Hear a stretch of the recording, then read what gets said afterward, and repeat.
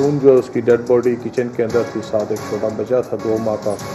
तो इस वाक़या की रिपोर्ट होने के फ़ौरन बाद फिर हमने इस मुलज़िम का पीछा किया। ये मुलज़िम जो है वकूअ से फ़रार हो गया था। हमने इसे इंटरोगेट किया तो मुलज़िम ने हमें ये बताया जी कि उस रोज़ सुबह नाश्ता बनाने के लिए मैंने अपनी वाइफ को कहा तो उसने इनकार किया।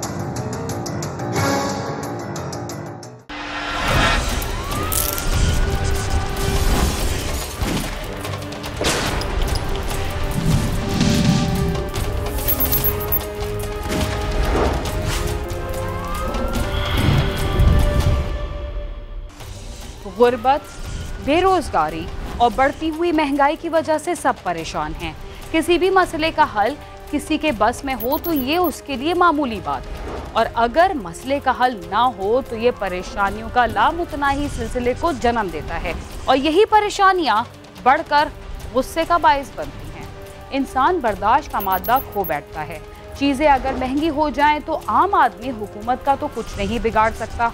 हाँ, उस पर अपने दिल का गुबार जरूर निकालता है अगर अपने से कमजोर या बराबर की सतह के किसी शख्स से कोई मामला हो जाए तो गालम गलोच से नौबत मार कुटाई तक पहुंच जाती है।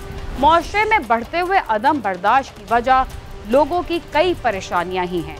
अदम बर्दाश्त के बायस इंसान ना सिर्फ किसी दूसरे को नाकाबिले तलाफी नुकसान पहुंचा बैठता है, बल्कि अक्सर यही अदम बर्दाश्त उसके अपने लिए भी नाकाबिले तलाफी नुकसान का बायस बन जाता है। इसलिए हर मामले में सब्र का दामन थामे रहना चाहिए। गुस्सा हराम करार दिया गया है क्योंकि गुस्से की वजह से इंसान बर्दाश्त और होश और हवास खो बैठता है, और अक्सर गुस्से में ऐसा कुछ कर गुजरता है जो कि उसके लिए उम्र भर का पछतावा बन जाता है और उसका मदावा भी मुमकिन नहीं होता। आज़ाद कश्मीर में एक शख्स ने गुस्से में आकर अपनी बीवी और 2 माह के मासूम बच्चे के साथ ऐसा कुछ किया कि वो खुद भी जिंदा दरगोर होकर रह गया। ऐसा क्या हुआ, उसने बीवी और बच्चे के साथ क्या किया, आइए हम आपको तफसीलात से आगाह करते हैं।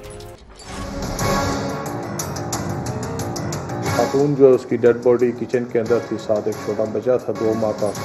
तो इस वाक़या की रिपोर्ट होने के फ़ौरन बाद फिर हमने इस मुलज़िम का पीछा किया। ये मुलज़िम जो है वकूअ से फ़रार हो गया था।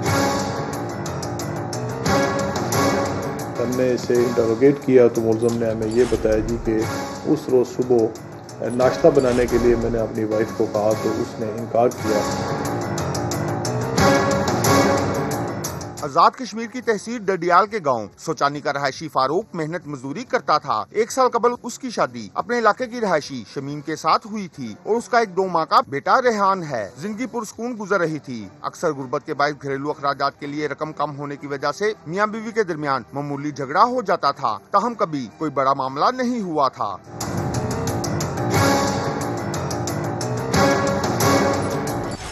मियाँ बीवी के दरमियान मामूली नोक झोंक कभी कभार हो तो ठीक है, और अगर ये रोज का मामूल हो तो ये चिंगारियां किसी बड़े धमाके का बायस बन सकती हैं। इस घराने के साथ भी कुछ ऐसा ही हुआ। ऐसा क्या हुआ, आइए जानते हैं। एक सुबह गांव के रहायशी कामकाज पर रवाना हो रहे थे कि अचानक इलाका पे दर पे फायरिंग की आवाज से गूंज उठा। फायरिंग की आवाज फारूक के घर से आई थी। सब लोग उधर को भागे और घर के अंदर जाकर देखा तो फारूक के हाथ में पिस्टल था, जबकि शमीम और उसका 2 माह का बेटा रेहान खून में लथपथ मुर्दाब पड़े थे। लोगों के जमा होने पर फारूक असला लहराता हुआ फरार हो गया। सुबह 7:30 बजे उसी गाँव से हमें एक टेलीफोन कॉल मिली जिस पे हमें ये इंफॉर्मेशन दी गई कि इस तरह एक खावन फारूक नाम का बंदा उसने अपनी वाइफ को और अपने एक 2 माह के छोटे मासूम बच्चे को कत्ल कर दिया है। इस वाक़े की इत्तला मिलते ही डडियाल पुलिस मौके पर पहुंच गई। पुलिस ने लाशें पोस्टमार्टम के लिए भिजवाकर मुकदमा दर्ज करके तफ्तीश शुरू कर दी। इस इत्तला पे हम फौरी तौर पे जल्द अज जल्द वहाँ पे जय वकूफ़ पे पहुँचे तो वहाँ पे डेड बॉडीज़, खातून जो है उसकी डेड बॉडी किचन के अंदर थी, साथ एक छोटा बच्चा था 2 माह का। तो इस वाक़या की रिपोर्ट होने के फ़ौरन बाद फिर हमने इस मुलज़िम का पीछा किया। ये मुलज़िम जो है वकूअ से फ़रार हो गया था। फारूक ने अपनी बीवी और मासूम बच्चे की जान क्यों ली? क्या पुलिस उसे गिरफ्तार कर पाई? आइए जानते हैं कि गुस्सा जब इंसान के होश और हवास पर छाता है तो क्या कुछ हो सकता है। पुलिस ने फारूक की फौरी गिरफ्तारी के लिए इलाके की नाकाबंदी कर दी। तमाम चेक पोस्टों पर उसकी तस्वीर भिजवा दी गयी, जबकि उसके मोबाइल फोन की लोकेशन भी ट्रेस की गई और यूं पुलिस की टीम ने उसे रावलपिंडी फरार होते हुए एक मुसाफिर वैगन से गिरफ्तार कर लिया। इसके बारे में हमें मुख्तलिफ इलाकों से इंफॉर्मेशन मिलती रही, जहाँ जिस इलाका से ये गुजर के फिर आगे ये डिस्ट्रिक्ट कोटली सेंसा की हदूद में इंटर हुआ। तो फिर इसका पीछा करते हुए हमने आगे जो पुलिस थाना सेंसा की चेक पोस्ट है होलार पुल पे, उसको इन्फॉर्म किया चौकी ऑफिसर साहब को। इसकी जो पिक्स थी वो भी हमारे पास थी, जो हमने कोई सोशल मीडिया से इसकी कुछ पिक्स, कुछ इसके घर से कुछ पिक्स हमें मिली थी, तो वो पिक्स भी लेके तो वो भी हमने ले आए, उसको भी हमने कन्वे किया चौकी ऑफिसर उलार को। तो हमने पीछा भी किया डीएसपी साहब डडियाल सरदार गालब साहब, इसी तरह फिर हम एसएसपी साहब के साथ रब्ता मेरे, जो हमें मुलज़िम की जो लोकेशंस थी, करंट लोकेशंस, वो भी हमें मिलती रही। तो बिलाखिर उलार के मकाम से हमने अल्लाह ताला के फजल व करम से इसको अरेस्ट कर लिया। पुलिस की इब्तिदाई तफ्तीश में ये बात सामने आई कि मुलज़िम ने सुबह बीवी को कहा कि उसे जल्दी नाश्ता बना दे, उसने काम पर जाना है। शमीम नाश्ता बनाने लगी तो बच्चे ने रोना शुरू कर दिया। शमीम ने कहा कि पहले उसे दूध दे लूं। इस बात पर दोनों के दरमियान तलख कलामी हो गई तो फारूक मुश्तिल हो गया और कमरे से पिस्टल लाकर बीवी और उसकी गोद में मौजूद 2 माह के बेटे पर अंधाधुंध फायरिंग कर दी और पिस्टल का पूरा मैगजीन उन पर खाली कर दिया। जहाँ तक तफ्तीश के बाद फिर ये बात सामने आई कि हमने इसे इंटरोगेट किया तो मुलज़िम ने हमें ये बताया जी कि उस रोज़ सुबह नाश्ता बनाने के लिए मैंने अपनी वाइफ को कहा तो उसने इनकार किया। तो इस पे मुश्तिल होकर उसने पिस्तौल 30 बोर से फायर करके अपनी बीवी को कत्ल कर दिया और अपने छोटे मासूम बच्चे, 2 माह के मासूम बच्चे को भी साथ ही कत्ल कर दिया। तो ये जो वाक़या है, इसमें अगर मजमूई तौर पर देखा जाए तो जो चीज़ सामने आई है वो ये है कि मुलज़िम जो फारूक है वो एक एवरेज किस्म का जाहिल किस्म का आदमी है और महज जज्बात में आके उसने ये इतना बड़ा सानिया कर दिया। तो इसके अलावा उसके जो आला कत्ल था पिस्तौल 30 बोर, वो भी हमने रिकवर कर लिया है। तो जल्द इस केस का चालान तैयार करके इसको अदालत में पेश करके मुलज़िम को करार वाक़ई सज़ा दिलवाई जाएगी। शमीम और उसके 2 माह के बेटे की मौत का बायस क्या बच्चे की भूख थी या फिर फारूक का गुस्सा? इस बारे में फारूक का क्या कहना है, आइए जानते हैं कि उसने अपनी बीवी और बेटे को क्यों कत्ल किया। फारूक का कहना है कि अक्सर घर में छोटे मोटे झगड़े होते थे और 1-2 बार शमीम रूठ कर मेके भी गई थी। सुबह के वक्त उसने बीवी को नाश्ता बनाने का कहा। उसने बच्चे को पकड़ा हुआ था जो रो रहा था। शमीम ने नाश्ता बनाने से इनकार किया तो उसने कहा कि बच्चे को ही चुप करा दो। ना तो बच्चा चुप हुआ और ना ही शमीम ने नाश्ता बनाया, जिस पर उसे गुस्सा आ गया तो उसने कमरे से पिस्टल लाकर उस पर फायरिंग कर दी। बच्चे को मारने का कोई इरादा नहीं था, बच्चा उसकी गोद में था और वो खुद गुस्से में हवास पर काबू न रख सका। सुबह मैं उठा तो मैं बीवी से बोला कि मैंने काम पे जाना है तो मुझे नाश्ता बना के दो। तो कहती है कि मैंने नहीं बना के देना। तो मैं कहा कि बना के दो, मैं लेट हो जाऊंगा। तो बच्चा भी रो रहा था। मैं कहा अच्छा बच्चे को चुप करा लो तो बाद में नाश्ता बना लो। कहती है ना मैं बच्चे को चुप कराऊंगी ना मैं नाश्ता दूंगी। तो मुझे फिर समझ नहीं आई तो मैंने फिर अंदर कमरे से पिस्तौल उठा लिया तो उससे मार दिया। मैं बीवी को मारना चाहता, बच्चे को लगी। बच्चे को कैसे लगी? समझ मैं गुस्से में था। पुलिस हुकाम का कहना है कि मुलज़िम से आला कत्ल बरामद कर लिया गया है। जल्दी तफ्तीश मुकम्मल करके चालान अदालत में भिजवा दिया जाएगा। मकतूला के उस्ता ने मुतालबा किया है कि मुलज़िम को जल्द अज जल्द करार वाकई सजा दी जाए। रिजवान अकरम, समा, मीरपुर, आजाद कश्मीर।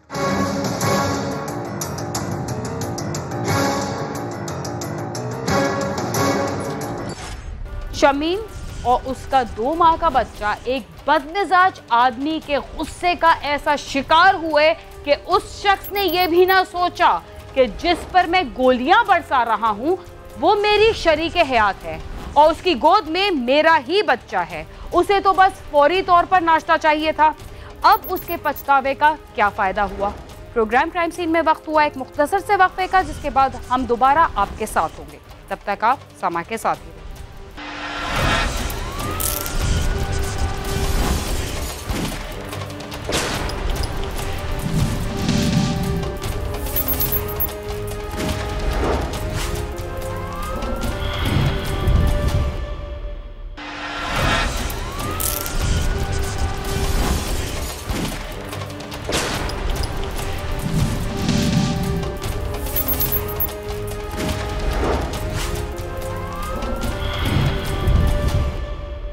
प्रोग्राम क्राइम सीन में एक बार फिर खुशामद। गाड़ियों की चोरी पाकिस्तान के किसी एक इलाके का मसला नहीं है। हर शहर में एक साल में सैकड़ों की तादाद में गाड़ियां चोरी की जाती हैं। कार चोर गिरोह कई बार सजाएं पाने के बाद फिर जल्द ही न जाने कैसे छूट कर दोबारा आते हैं और फिर लूटमार शुरू कर देते हैं। चोरी की गई गाड़ियां बरामद भी की जाती हैं जो सालों से थानों में बंद गल सड़ रही हैं। उनको फरोख्त करके रेवेन्यू जमा किया जा सकता है, लेकिन जरूरी ये भी है कि पुराने गैंग्स को तोड़ा जाए और नए गैंग्स को बनने से रोका जाए।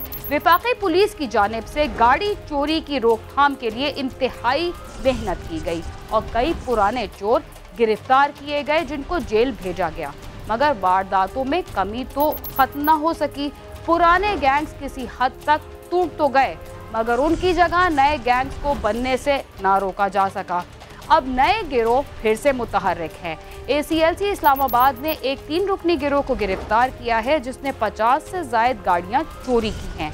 ये गिरोह कैसे गिरफ्तार हुआ, आइए हम आपको बताते हैं।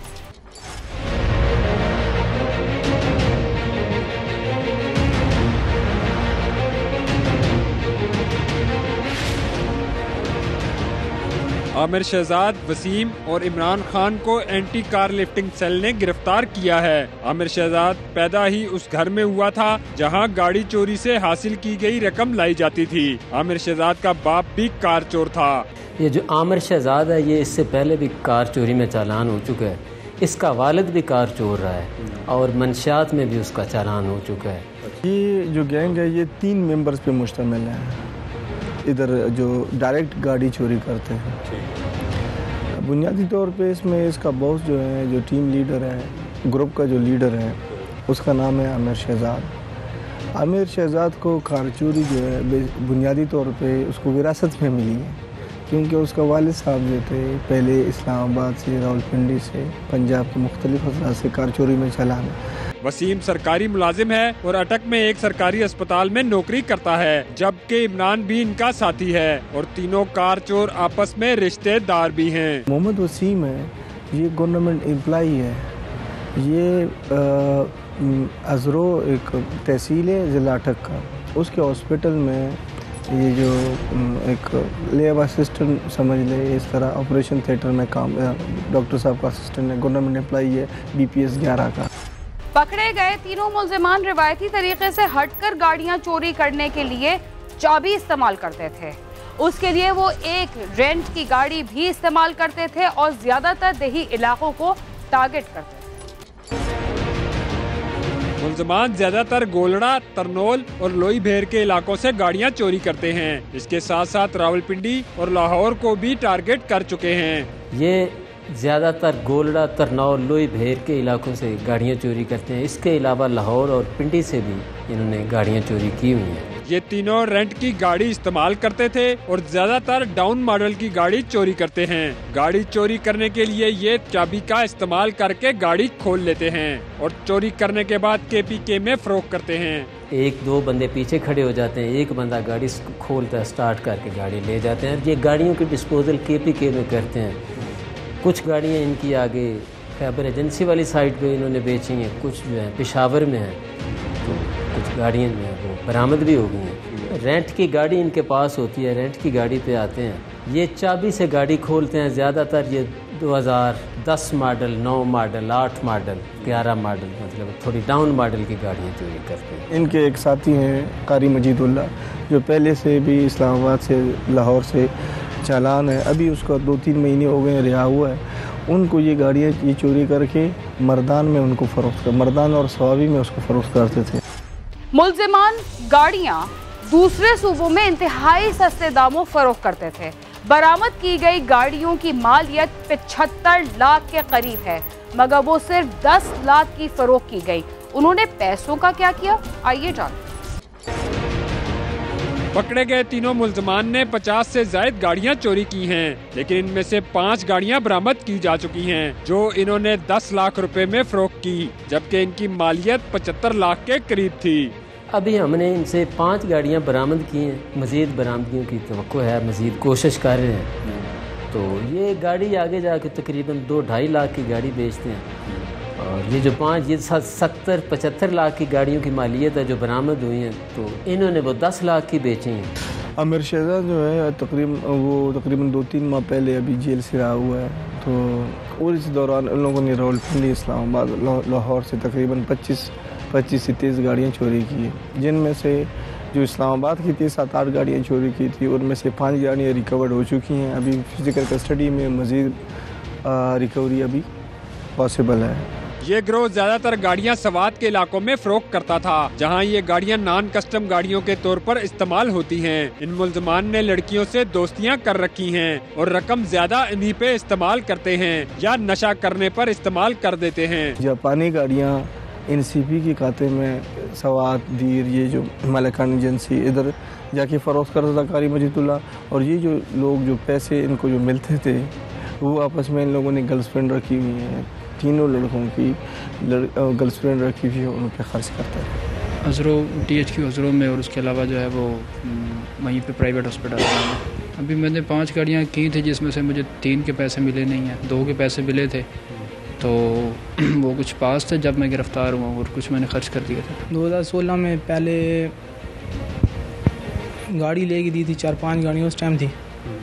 अभी 4 गाड़ियाँ भी की हैं। बस देखते हैं, पहले 1-2 दफ़ा चक्कर लगाते हैं, फिर उसके बाद देख के फिर गाड़ी लेके जाते हैं। पहले में है तकरीबन काफ़ी पर्चे, 10 पर्चे पहले भी हैं, जिससे मैं अभी निकला हूँ 2-2.5 महीने हो गए, 3, तो अभी ये 5 ही किए इनके साथ। गो के इस कार चोर गिरोह के अरकान एक मरतबा जेल जा चुके हैं, लेकिन ये कार चोर गैंग ज्यादा पुराना नहीं है। इसका मतलब ये है कि अब नए कार चोर भी इस काम में तेजी दिखा रहे हैं। जिनको सख्त सजाएं दी जाएं तो इनको इस काम से रोका जा सकता है। कैमरामैन चिराज अहमद के साथ नईम जंजुआ, समा, इस्लामाबाद।